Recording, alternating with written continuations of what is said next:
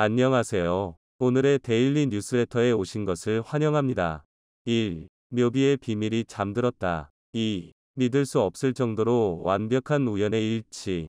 3. 세계사는 한국 때문에 뒤집어졌다. 한번 진실을 알아봅시다. 몽골은 오랜 역사 동안 다양한 고대 문화와 문명의 중심 지역이었습니다.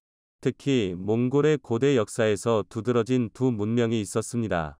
첫 번째로 후쿠리안 안더 시베리아 문명이 있었습니다.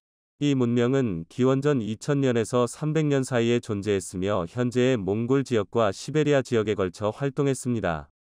이 문명은 몽골 평야의 풍요로운 토지를 이용하고 농업을 발전시켰으며 미술, 공예, 도자기 등 다양한 예술 형태로도 빛났습니다.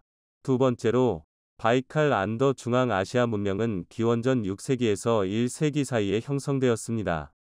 이 문명은 현재 몽골과 중앙아시아 지역에서 번영하며 교역과 문화 교류를 통해 성장했습니다.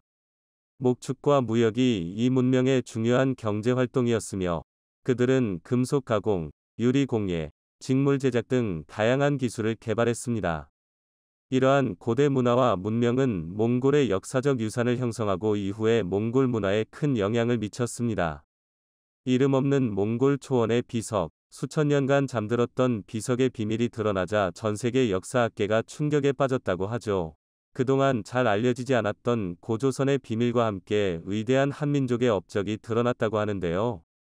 말을 타고 걷던 이 눈에 무언가 커다란 형체가 들어옵니다. 허허벌판 아무것도 없는 평원으로 알고 있었던 그는 갑작스러운 형체의 등장에 소스라치게 놀랐죠. 가까이 다가가 보니 이 길을 지나다니면서 처음 보는 비석이 있었습니다. 비석에는 글자와 함께 특이한 그림들이 새겨져 있었죠. 몽골 초원에서 발견된 이 비석은 세월이 지나 사람들 눈에 발견되었습니다. 학계에서 이 비석을 주목한 것은 한참이 지난 뒤였습니다. 몽골에서 발견된 이 돌은 흔히 사슴돌, 디어스톤이라고 부릅니다. 돌에 새겨진 사슴 무늬 때문에 붙여진 이름인데요. 무늬 외에도 여러 글들이 적혀 있지만 어떤 언어인지 확인하기 어려워 러시아 학자들은 물론이고 몽골 학자들도 수수께끼였습니다. 일부 밝혀진 것은 사슴돌 주변에 재단이 놓여 있고 사슴돌이 있는 이 지역, 오시깅 으브르, 우우시진 유버 지역은 예전부터 현지인들에게 있어 신성한 장소로 알려진 곳이라 의식을 위한 비석일 것이라는 추측이 가장 일반적이죠. 몽골 지역에 널리 퍼져 있는 선사시대 역사와 문화를 연구하는 윌리엄 휘츠유, 윌럼 W. 피츠어그는 저서를 통해 이 비석을 언급. 예술과 샤머니즘의 흔적이 남아있고 분명 고도의 문명이 있었을 것이라 분석했죠. 여러 비석들을 연구하던 학자들은 비석에 새겨진 별자리의 주목일을 조사하던 중 충격적인 사실을 발견하게 됩니다. 28수 별자리의 위치와 생김새가 비석에 새겨져 있었는데 이와 같은 28수 별자리의 흔적을 한국에서 발견한 것이죠. 한국과 몽골의 위치가 다르기에 별자리의 위치와 숫자도 달라야 하는데 완전 일치하는 것은 우연의 일치라 보기 어려운 일이었죠. 이전부터 한국에선 알타이 지역이 한국의 영향을 받았다는 설이 있었는데 몽골에 위치한 사슴돌에서 결정적인 증거를 잡은 것입니다. 이와 더불어 의외의 장소에서 알타이 지역과 한국의 연관성이 발견되었는데요. 32년간 한라산에서 식물 연구를 한 김찬수 박사가 알타이에서도 한라산에서 볼 법한 식물을 발견했다는 주장을 펼쳤습니다. 그는 총 20회에 걸쳐 몽골 현지를 탐사한 베테랑 연구자인데요. 연구를 위해 우연히 출장을 갔던 알타이 지역에서 한라산에서만 볼 수 있다고 알려진 식물을 발견한 것입니다. 우연의 일치가 아니라고 생각한 그는 오랜 연구를 거듭했는데요. 결론적으로 그는 한국과 알타이 지역이 연관성 있다고 바라본 것이죠. 그가 예로 든 식물 중 방석별꽃은 알타이에서만 볼 수 있는 식물인데 한라산에서 방석별꽃과 매우 흡사한 식물을 발견할 수 있었는데요. 별꽃, 쇠별꽃, 벼룩나물 등 방석별꽃 아종은 우연히 발생할 수 없는 식물입니다. 그는 조심스럽게 한라산 지역에서 생긴 식물이 알타이 지역까지 퍼진 것이라는 추론을 제기했습니다. 모든 증거들을 조합해보면 놀라운 결론에 이르게 되는데요. 바로 한국이 알타이 지역까지 영향력을 미쳤고 그 증거가 이제서야 발견된 것이라는 이야기입니다. 고조선의 역사를 연구한 서울대학교 신용화 교수는 고조선의 강력이 사실 몽골을 비롯한 시베리아 영역까지 뻗어 있었다는 주장을 하며 지금의 알타이 지역은 한민족의 생활권이었다는 주장을 한 적이 있었죠. 그의 말처럼 알타이가 한국의 지배 아래에 있었다는 게 이제서야 밝혀진 것입니다. 이미 고대사를 연구하는 학자들 가운데 상당수는 알타이 지역을 중심으로 한 시베리아 근방과 한국 사이에서 상당 부분 공통점이 있다는 사실을 연구한 적이 있습니다.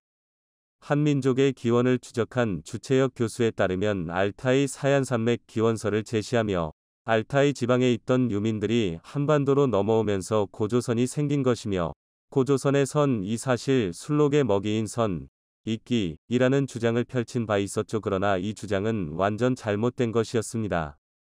넓은 강역을 차지하고 있었던 고조선이 멸망하면서 후대 기록들이 끊기고 중원에 등장한 한족들이 역사 왜곡을 감행 한반도의 위대한 흔적을 말살했기 때문에 고조선의 후예조차 우리의 역사를 제대로 알지 못했던 것이었죠. 국제학술지 네이처도 이러한 주장에 힘을 실어주었습니다. 독일 막스 플랑크 연구소 주관으로 언어 연구를 진행해본 결과 요하 지역에서 대부분의 동아시아 언어가 파생되었다는 사실이 밝혀졌습니다. 랴오허 강 일대에 거주하는 이들이 동쪽과 서쪽으로 퍼져가면서 언어가 분화되고 여러 민족이 섞이면서 지금과 같은 다양한 형태의 언어들이 등장할 수 있다고 바라본 것인데요. 이들이 지적하는 랴오허 강 일대는 지금의 요하 지역으로 중국인들이 동이족이라고 칭했던 이들이 살던 곳입니다. 동이족은 사실 한민족을 중국인들이 칭하는 단어로 다시 말하면 고대 한국어가 지금 아시아 언어의 조상이라는 소리입니다. 신용화 교수가 일찍이 고조선 문명이 중국 문명에 영향을 주었을 것이라는 사실이 네이처 연구 결과를 통해 드러난 것이죠. 실제로 알타이 지역의 언어를 조사해보면 놀라울 정도로 한국어와 흡사합니다. 알타이 지역에 살고 있는 이들은 을이라는 단어를 사용하는데 이는 한국어로 물을 뜻하는 단어입니다. 아빠는 한국어와 똑같은 용법으로 사용하고 만일이라는 단어는 말을 뜻하는 것에서 놀라울 정도의 유사성이 관찰됩니다.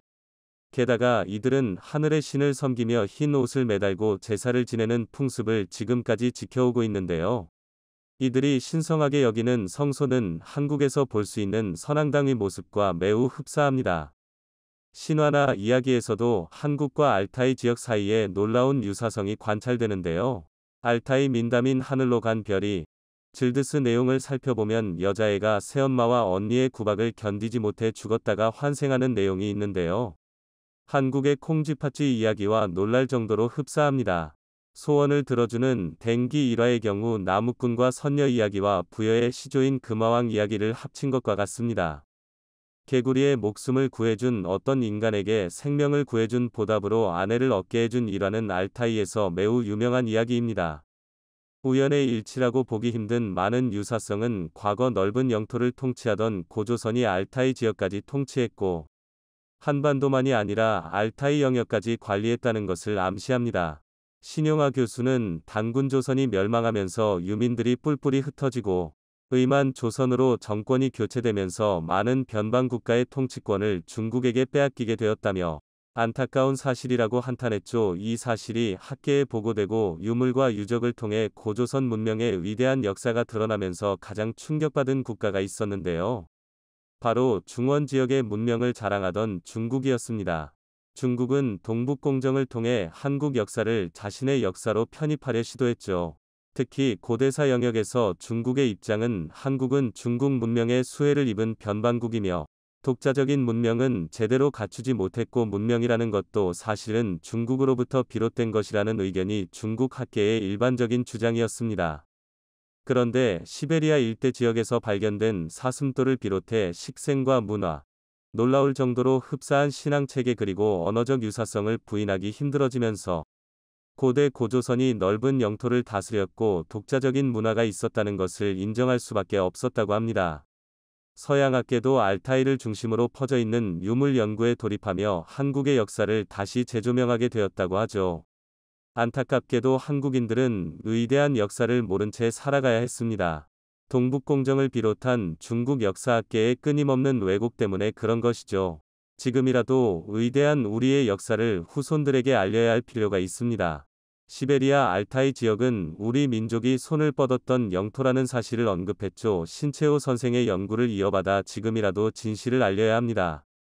보통 평생을 학문에 정진해야 하는 학자 또는 교수라는 타이틀을 가진 분들이 가장 두려워하는 것은 자신이 그간 배워온 것이 잘못되었다는 사실일 겁니다.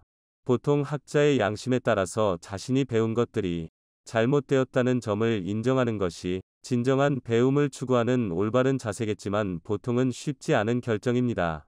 아마도 자신이 처음 배움을 접할 때 스승의 영향을 받기도 하는데 여기 아주 중요한 문화재가 하나 있습니다.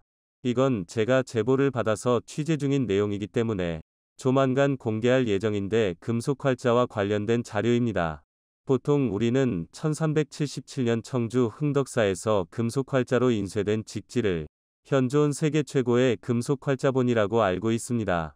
유네스코 세계기록유산이기도 하죠. 그런데 미국에서 활동하는 한 전문가는 최신 분석 기법을 이용해 직지보다 138년 앞선 금속활자본이 존재한다는 사실을 과학적으로 증명해냈습니다. 이를 증명하는 논문을 써 세계적인 학술지인 헤리티지에 게재했습니다. 세계적인 학술지인 만큼 문화재 분야의 저명한 해외 전문가들과 학술편집위원회 심사를 거쳐 외국에서는 이를 인정받았지만 국내 학술지 중 서재학계에서는 현재까지 13차례 게재 불가 판정을 받았습니다. 본인들이 판정한 결과와 다르다는 이유였는데 자세한 내용은 취재 영상에서 공개하겠지만 만약 이것이 사실이라면 반드시 수정되어야 할 내용입니다. 그의 분석대로 직지보다 138년 앞선 금속활자본이 존재한다면 이는 우리나라의 금속활자 인쇄의 역사를 138년 앞당기는 것이고 이를 적극적으로 조사해서 사실을 확인하는 것이 학자의 자세가 아닐까 생각됩니다. 관련해서는 차후 취재 영상에서 찾아뵙겠습니다. 그런데 지금으로부터 16년 전 비슷한 일이 일어났습니다. 중북 청주에서 세계에서 가장 오래된 법시가 발견됐는데 이를 두고 국내 학계뿐 아니라 전세계 고고학계가 발칵 뒤집힌 적이 있습니다. 밀, 옥수수와 더불어 세계 3대 주식 중 하나로 꼽히는 쌀은 세계 경지 면적의 20%에 불과해 밀보다 약 12%가량 재배 면적이 적습니다. 다만 인구 부양력이 높은 덕분에 전세계 인구의 3분의 1이 이를 주식으로 이용하고 있죠. 아무리 맛있는 음식을 먹어도 하얀 쌀밥을 먹지 않으면 뭔가 허전하다고 느끼는 것이 한국인인데 한국인뿐 아니라 전세계 인구의 3분의 1이 주식으로 사용하는 것이 쌀인 것이죠. 그간 이 쌀의 기원서를 두고 기원전 7000년 전 인도와 동남아시아에서 비롯됐다는 것이 정설로 받아들여졌습니다. 쌀은 여타 작물과는 달리 재배부터 수확까지 항상 물에 잠겨 있어야 하므로 물이 풍부하고 온화한 기후에 동남아시아와 인도가 최적지로 보이기는 합니다. 그래서 약 5000년 전 동남아시아에서 시작된 쌀 재배가 중국 양쯔강을 거쳐 황하로 들어온 후 중국에서 한국으로 벼농사를 전수했다는 설이 제기됐습니다. 하지만 이러한 학설은 중국에서 뒤집혔습니다. 1993년 마오쩌둥의 고향이기도 한 중국 후난성, 호남성의 한 동굴에서 만천년 전 법시가 발견됐기 때문입니다. 후난성 옥서감류적지에서는 검은색 법시가 대량으로 발견됐는데 이후로도 중국에서는 9000년 전 법시, 5700년 전 법시 등이 연속적으로 발견되면서 중국에서 기원해 한국으로 전수되었다는 설로 뒤바뀌었습니다. 이로써 벼 기원설에 대한 소모적인 논쟁이 종지부를 찍는 듯 했죠. 하지만 전 세계에서 가장 오래된 법시가 4년 뒤 한국에서 발견되면서 세계 고고학계 교과서가 실제로 변경됐습니다. 1994년 한국 정부는 중북 청주 소로리 일원에 오찬과학산업단지를 조성하겠다는 개발 계획을 수립하자 충북대학교 박물관의 사전 지표 조사를 시작으로 1997에서 1998년까지 중북대, 단국대, 서울시립대, 한국지질자원연구원이 연합조사로 1차 발굴, 2001년 충북대학교 박물관에서 토탄증 추가 발굴을 통해 주먹대패, 홈날, 집게, 글게 등 구석기 유물과 함께 탄화된 법시 59톨이 발견됐는데요. 집게, 홈날 등의 유물은 분명 농사를 짓기 위해 사용되었을지도 모르는 확실한 유물이었고 이것이 사실이라면 이 법시들은 재배된 것일지도 모른다는 가설이 제기됩니다. 이에 연구팀은 이 법시를 서울대학교 방사선탄소연대 측정연구실과 미국의 지오크론 연구실과 미국 애리조나 대학교로 보내 방사성탄소연대를 측정합니다. 그 결과 출토된 법시들이 중국 후난성보다 최소 2000년, 최대 4000년 앞선 절대 연대 값을 얻어 소로리 법시가 세계에서 가장 오래된 법시임이 확인됐는데요. 물론 중국이 이러한 연구 결과를 가만히 두고 보지는 않았습니다. 중국은 벼는 따뜻한 기후에서 자라는데 어떻게 그 추운 한반도에서 자랄 수 있느냐는 비난과 그 법시들이 야생벼인지 재배벼인지 어떻게 아느냐는 의문을 제기했죠. 그런데 얼마 뒤 이 법시가 더 오래됐다는 증거가 제시됐습니다. 영국 케임브리지 대학이 개발한 최신 탄소연대 측정 계산법을 적용한 결과 소로리 법시는 기원전 1518년 전, 그러니까 17,000년 전이 법시로 확인된 것이죠. 덕분에 그간 소로리 법시로만 불리던 것이 이제는 오리자 사티브 코레아카, 즉 한국의 고대벼라는 학명까지 부여받았습니다. 만약 이 연대 측정 결과가 사실이라면 상당한 의미를 갖습니다. 즉, 무엇인가를 경작하거나 재배했다는 것은 인간이 도구를 사용해 경작을 시작했다는 의미이고, 증거만으로 보자면 한반도 조상들이 전 세계에서 가장 빠르게 공동체 사회를 형성했다는 의미이기 때문입니다.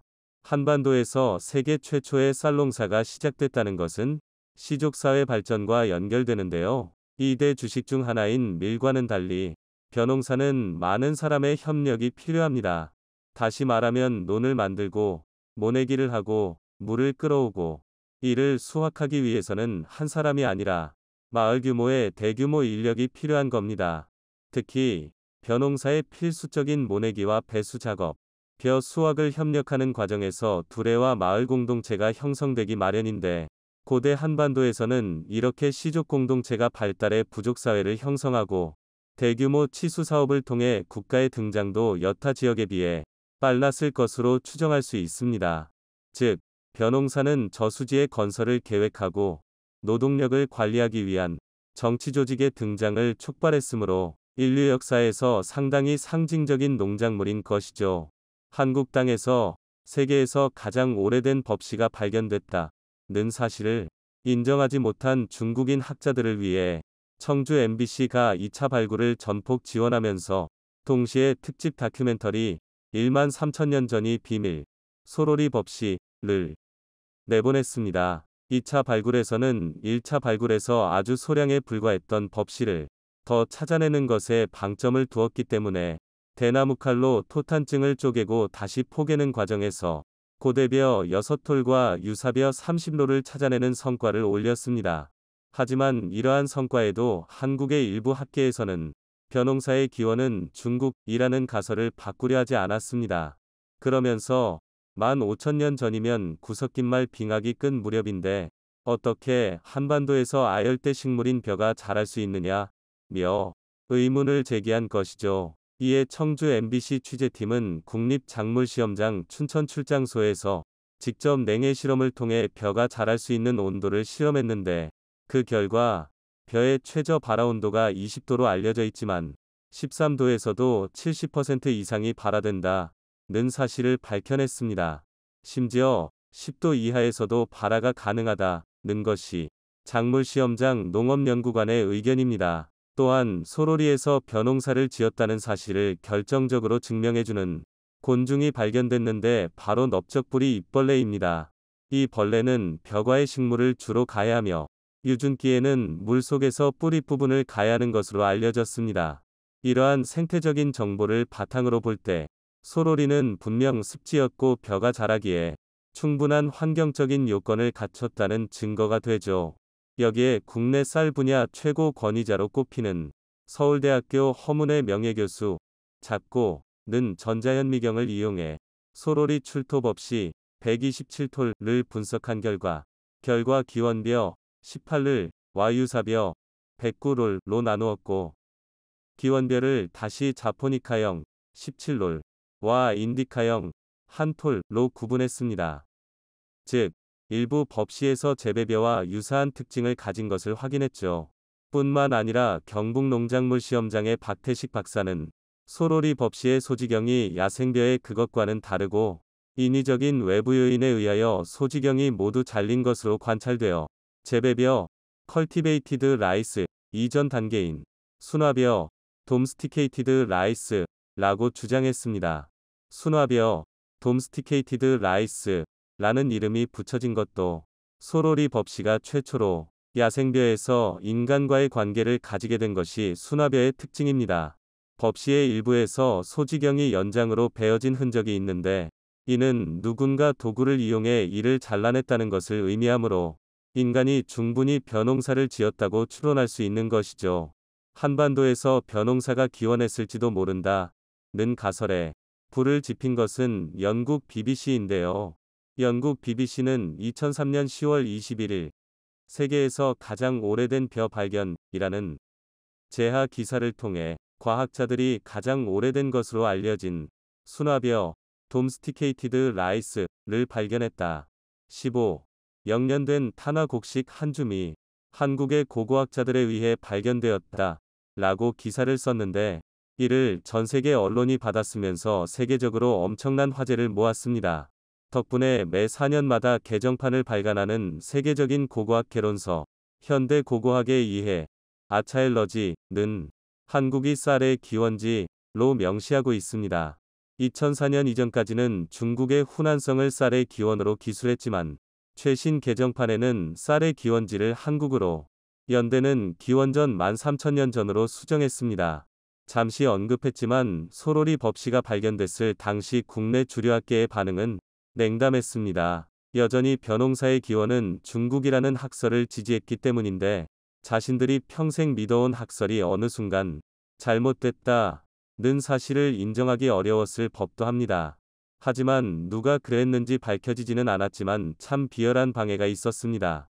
소로리 법시가 출토된 층에서 비닐이 나왔다는 소문이 돌기 시작한 것이죠. 토양은 시간이 흐르면서 자연스럽게 층을 형성하게 되는데 오래된 층일수록 아래로 내려가기 마련입니다. 그런데 기원전 15,000년의 토탄층에서 현대 농업의 종화로 불리는 비닐이 발견됐다는 것은 그 층이 기원전의 것이 아닌 것이 됩니다. 층위가 뒤집어졌다는 의미가 되죠. 이러한 소문은 소로리 법시의 존재 자체를 부정하는 결과를 낳게 됩니다. 구석기 시대 유적에서 비닐이 섞여 있다는 말이 돈다면 누가 그런 유물에 신뢰를 보낼 수 있을까요? 이런 소문이 돌기 시작하자 문화재위원회가 법시가 출토된 토탄층을 보존할 필요 없다며 보존안을 거절해버렸고 누군가 악의적으로 퍼뜨린 소문 때문에 훨씬 더 많은 정보를 얻을 수 있는 기회가 영영 사라져버렸습니다. 다시 생각해도 너무 안타깝고 분노스러운 만행이 아닐 수 없습니다. 이런 방해 속에서도 한반도가 공의 원산지라는 사실도 알려졌고 세계에서 가장 오래된 법시도 발견됐습니다. 이런 점에 비추어 볼 때 세계 지도에서 손톱 크기에 불과할 정도로 아주 작은 한반도가 인류 역사에서 가장 중요한 역할을 한 땅이었다고 주장한다면 과장이 될까요? 지금으로부터 174년 전인 1848년 미국 캘리포니아에서는 미국 역사에 한 획을 긋는 사건이 발생합니다. 캘리포니아 세크라멘토에 살던 제임스 마설은 공장을 짓기 위해 강 주변을 배회하던 중 강력한 빛을 내뿜는 모래를 발견했는데요. 그는 매우 밝게 빛나는 모래를 가져다 바위에 펼쳐보고는 경악을 금치 못했습니다. 왜냐면 이것은 모래에 섞인 금, 즉 사금이었기 때문입니다. 그는 즉시 공장주 존 서터에게 이를 알린 후 절대 외부로 이 사실을 누설하지 말자고 약속했는데 이 소식은 바람처럼 빠르게 미국 전역으로 퍼져나가고 말죠. 강바닥에 널려있는 금은 누구나 캘 수 있는 노다지였고 이듬해부터 일확천금을 노리는 사람들이 캘리포니아로 몰려듭니다. 이것이 바로 골드러쉬입니다. 이듬해 1849년부터 약 8만 명이 캘리포니아로 몰려왔는데 이들을 49년의 사람들이라 하여 포티 니너스라 불렀고 이는 현재 샌프란시스코를 홈구장으로 하는 미식 축구팀의 이름이기도 합니다. 그런데 최근 경북 안동에서는 미국의 골드러시에 버금가는 그린러시가 치열하게 진행 중입니다. 도대체 왜 안동으로 사람들이 몰려들고 있는 것일까요? 1800년대 후반 조선의 강제 개항 이후 조선으로 쏟아져 들어오기 시작한 외국인들은 자신들의 경험을 엮어 책으로 출판한 외국인들이 상당히 많습니다. 그중 1884년 주한 영국 대사관 영사로 조선에 체류했던 윌리엄 리처드 칼스라는 외교관은 조선의 상간벽지 1200km를 직접 걸으며 모든 것들을 기록해 조선 풍물지 라이프 인 코리아라는 책으로 출간했는데요. 사실 책이라기보다는 조선의 자원 현황을 탐사한 후 작성한 일종의 보고서 성격이 짙은데 아마 조선을 방문한 외국인 중 한양이 아닌 상간벽지의 조선을 가장 꼼꼼하게 살펴보니가 아닐까 생각됩니다. 그런데 칼스의 눈에 가장 신기하게 보였던 것 중에 하나가 우리 조상들의 복장이었는데 조선 풍물지에서 그는 가장 놀라운 모습 중의 하나는 삼배로 만든 상복을 입은 사람인데 새끼줄이나 거친 끈으로 허리를 동여매었다. 머리에는 가볍고 가늘게 짠 바구니 모양의 모자를 쓰고 그 밑에 머리는 완전히 가렸다. 두 개의 막대기 위에 삼각형 모양의 삼배천을 붙인 작은 가리개를 입 앞에 들고 있어서 얼굴을 더욱 감췄다. 고 기록하고 있습니다.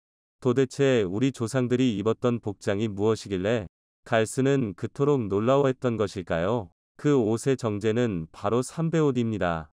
1907년 조선을 여행했던 독일인 헤르만 산더라는 독일 군인은 많은 사진을 남겼는데 그가 찍은 사진 속 우리 조상들은 역시 하나같이 흰색 바지저고리와 두루마기를 입고 있습니다. 외국인의 눈에 마치 유니폼처럼 입는 이 옷이 상당히 이국적으로 보였을 것으로 짐작됩니다. 우리 조상들이 1년 내내 평생 그리고 심지어는 죽는 순간까지도 입었던 옷이 바로 삼배옷인데 전 세계에서 유일하게 삼배를 재료로 옷을 만들어 입던 것은 조선이 유일합니다. 그리고 이미 신라 시대부터 입었던 것으로 보여집니다. 신라의 마지막 왕 경순왕은 고려를 세운 완건에게 나라를 바쳤는데 그의 아들은 이를 치욕스럽게 여겨 산속에 들어가 평민들이나 입던 삼배옷을 입고 평생 나물죽만 먹고 살았다고 하죠. 그래서 그의 아들이 말을 만든 옷을 입었다는 뜻으로 마의, 광대, 태자라 불렸습니다. 여기에서 말하는 마위는 삼배로 짠 옷을 의미합니다. 그러니까 이 삼배라는 것은 이미 신라시대 훨씬 이전부터 우리 조상들이 일상복으로 입던 패션 아이템이었던 것이죠. 그런데 우리 조상들이 일상복으로 활용하던 이 삼배라는 식물이 경북 안동뿐 아니라 전 세계를 뒤흔드는 식물이 되어버렸습니다. 어마어마한 잠재력을 가진 신산업으로 주목받기 시작한 겁니다. 어쩌다 이 삼배라는 식물이 그린 러쉬의 주인공이자 신산업으로까지 발전하게 된 것일까요? 누구나 그럴싸한 계획을 갖고 있다. 처맞기 전까지는 이라는 명언을 남긴 복싱계의 전설 마이크 타이슨은 지난 2003년 281억 원의 부채를 견디지 못하고 법원에 파산 신청을 해 세상을 떠들썩하게 만들었습니다. 그런데 돌연 그가 지난 2019년 한 방송에 출연해서는 약 4만 9천 평 규모의 농장을 일궈 한 달에 50만 달러, 약 6억 원을 벌어들이고 있다며 재기 사실을 알렸는데 그가 일군 농장이 바로 삼배 농장입니다. 도대체 삼배가 어떤 가치를 가졌길래 타이슨에게 매달 6억 원이라는 수익을 안겨주고 있는 것일까요? 여기에서 말씀드려야 할 것이 있는데 본 영상에서는 유튜브 규정상 위험한 단어로 분류될 수 있어 일반적으로 사용되는데 대신 마라는 용어로 부르겠습니다. 마이크 타이슨이 경제적으로 재기할 수 있도록 도와준 이 마는 환각작용이 불러오는 식물이기 때문에 한국에서는 함부로 재배할 수 없지만 미국은 다릅니다. 미국은 각 주마다 법령이 달라 어떤 주에서는 재배가 합법이지만 또 어떤 주에서는 불법으로 간주합니다. 타이슨은 캘리포니아주의 농장을 일궜는데 캘리포니아는 몇 년 전부터 이를 합법화시켰고 인근 네바다주 역시 합법화하고 있습니다. 그런데 한국은 미국보다 훨씬 오래전부터 재배가 시작됐는데요. 다만 한국에서 말을 재배한 것은 피우기 위한 것이 아니라 그 줄기를 이용하기 위함이었습니다. 말을 찢어 배틀에 짜면 천이 되는데 이를 마 또는 배라고 불렀습니다. 원래 이 식물은 온대지방 또는 열대지방에서 자라는데 껍질의 안쪽에 위치한 인피섬유를 이용해 삼배직물을 만듭니다. 우리 조상들은 삼배를 재배의 껍질을 벗겨 가늘게 찢은 후 실로 만들어 여러 공정을 거친 후에 배틀에서 짜서 천을 만들었죠. 그런데 이 섬유가 자연적으로 존재하는 섬유 중 그 섬유질이 가장 길고 강하다고 알려져 있습니다. 그런데 우리 조상들이 그렇게 열심히 입었던 삼배를 두고 일각에서는 신이 내린 마지막 선물이라 부르기도 하는데, 왜냐면 이 마라는 식물에 어마어마한 성분이 함유되어 있기 때문입니다. 연간 약 24조 원이라는 어마어마한 시장을 형성할 정도로 말이죠. 보통 마라고 하면 환각을 불러일으키는 성분을 가진 식물이라고 생각하지만 이는 마가 가진 아주 극히 일부에 불과합니다. 마의 꽃이나 잎에 분포한 THC, 테트라하이드로 칸나비놀 성분이 이러한 작용을 불러오는 것인데, 이것이 너무 부각되다 보니 진짜 장점이 주목받지 못했습니다. 영어로 많은 잼프, 햄프라고 부르는데, 여기에는 THC만 포함된 것이 아니라 CBD, 칸나비디올, CBN, 칸나비놀을 비롯 약 60여 종의 성분이 포함되어 있습니다. 그중 CBD는 신경계 수용체의 작용에 통증과 염증을 잡고 간질 발작을 조절하는 기능을 지니고 있어 중증 뇌전증 환자의 경련과 발작을 멈추는 치료제로 사용되고 있기도 하죠. 다만 이는 의약품이기 때문에 일반인들이 구할 수는 없고, 대신 껍질을 벗긴 씨앗, 햄프시드을 식품 원료로 사용하도록 허용하고 있습니다. 그러니까 우리가 보통 먹는 참기름, 들기름처럼 램프 씨앗에서 껍질을 벗긴 후 기름을 추출하는 것이 바로 챔프시드 오일입니다. 식약처는 식품의 기준 및 규격 고시를 통해 THCMILLIGRMPERKILOGRM 이하, CBDMILLIGRMPERKILOGRM 이하를 준수할 경우 껍질이 완전히 제거된 씨앗은 식품의 원료로 사용이 가능하다고 규정하고 있는 바, 여러분들은 위 기준을 충족시킨다면 유해 성분에 대한 우려 없이 안심하고 섭취하셔도 되는 것입니다. 참고로 지난 6월 진행된 햄프시드 오일 공동구매 당시 섭취 후 약 580명이 후기를 남겨주셨는데, 가장 많이 볼 수 있는 후기는 불면증이 좋아졌다는 것이었습니다. 제가 하나하나 읽어드리기보다 여러분들이 직접 읽어보시는 것이 좋을 듯해 링크로 남겨드리니 직접 읽어보시는 것이 좋겠습니다. 혹시 위에서 안동의 그린 러쉬가 시작됐다고 말씀드렸던 것 기억하시나요? 그린 러쉬란 금빛이 아닌 초록빛을 향해 사람과 돈이 몰려든다는 의미인 더. 최근 안동은 중소벤처기업부로부터 산업용 잼프 규제 자유특구로 지정됐는데, 이는 한국 역사상 최초의 사건입니다. 이미 미국, 캐나다 및 유럽 등지에서는 마에 대한 규제를 완화시키고 산업 활성화를 위해 노력 중인 덕분에 시장은 매년 24%씩 급성장 중이지만, 아직 한국에서는 환각성분이라는 용어에 사로잡혀 상당한 규제가 시행되고 있는 것은 사실입니다. 의료 또는 산업용으로 이를 활성화시키면 희귀난치 질환이나 식품, 화장품 시장에서 그 활용 가치가 무궁무진하고 또 하나의 먹거리 산업이 될 수 있어 안동이 그 선두에 나선 것이죠.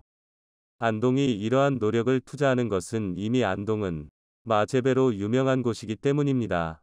안동은 옛부터 안동포라고 불리는 삼배로 유명했는데, 이는 조선시대 궁중 진상품으로 쓰일 만큼 최고급 옷감이었습니다. 이 안동포의 원료가 마줄기인데 재배에 적합한 기후와 토양에 전통 직조기술이 합쳐져 세계 최고 명품 안동포를 생산해오고 있는데, 이제는 옷감을 넘어 의료 및 산업용으로 활용하기 위한 초석을 닦아둔 덕분에 어마어마한 돈이 안동으로 몰릴 잠재력을 갖춘 것이죠. 괜히 세계 6대 슈퍼푸드에 선정되고 신이 내린 선물이라고 불리는 것이 아닙니다. 그렇다면 전 세계적인 흐름은 어떨까요? 위에서 잠시 언급했듯 전 세계는 지금 이에 대한 규제 완화와 합법화를 두고 속도 싸움이 시작됐습니다.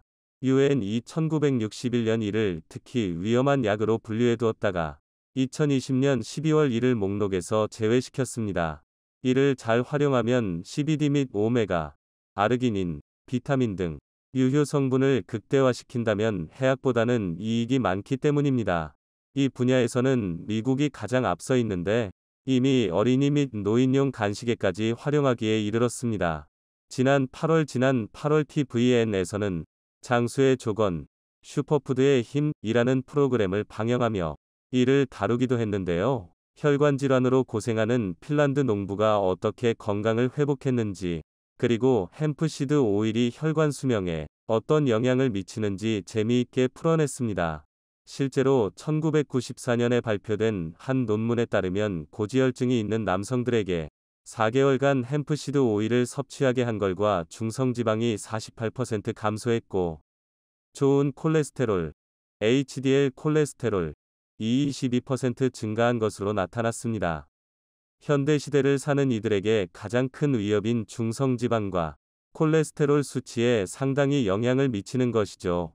재미있는 사실은 태국에서도 발견됩니다. 지난 6월 태국 정부는 의료용으로 말을 재배하는 것을 합법화하기로 결정했는데, 이를 재배해 새로운 수입원을 창출하라며 농부들에게 무려 100만 그루의 묘목을 나눠줬습니다.